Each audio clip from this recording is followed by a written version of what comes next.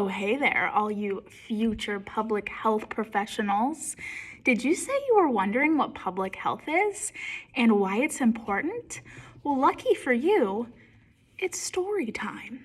So, one day, there was a set of hikers who stumbled across a beautiful and magnificent river.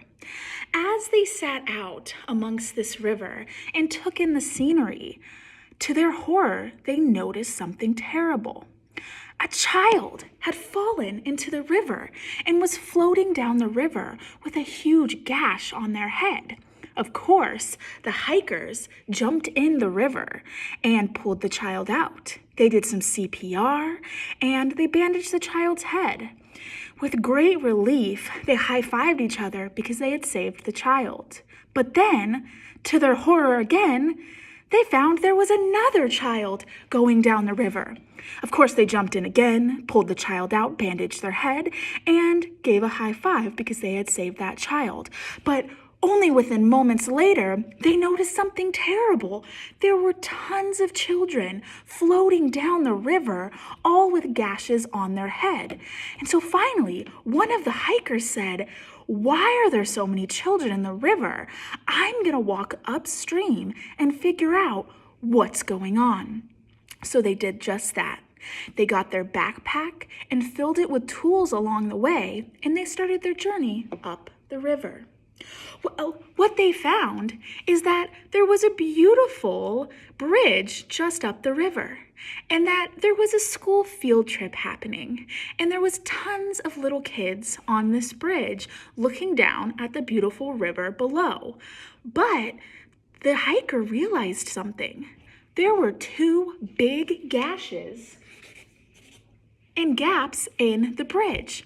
So what was happening is the children were looking over the bridge, falling through the gaps into the river, hitting their head on the big rock banks, and then floating down the river. Child after child was falling through these gaps. So, of course, the hiker took out their backpack and all the tools in their backpack and went to work repairing the holes in the bridge. Now, it took them a while, and it didn't happen overnight, but finally, they repaired the holes, and lo and behold, the children stopped falling in the river. Don't get me wrong, a couple kids still did fall in the river, but it was a number that was manageable by the other hikers who were downstream. They could pull out those children and successfully make sure that they were okay. Well, this is an analogy that we like to use in public health called the upstream analogy. So let's think about this. In the healthcare system, who do we think that the hikers are? The people on the front lines of the river. Think about it. Yes, it's our medical professionals, our emergency first responders, the folks who are repairing the children that fall into the river. They're there to make sure that people are safe and get the care that they need. But if there's not enough of them and there's too many children in the river, then the resources in need don't match up. So as public health professionals, we actually break off from that group and make our way up the river.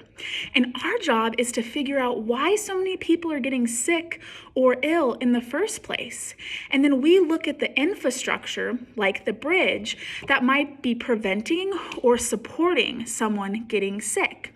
And then when we identify gaps in why people are getting sick, we take out our public health tool belts and we try to repair those gaps. So then less people get sick or less children fall in the river, and it doesn't put so much pressure on the medical and first responder professionals downstream. So, our future public health professionals, that's a little food for thought of why public health is so important.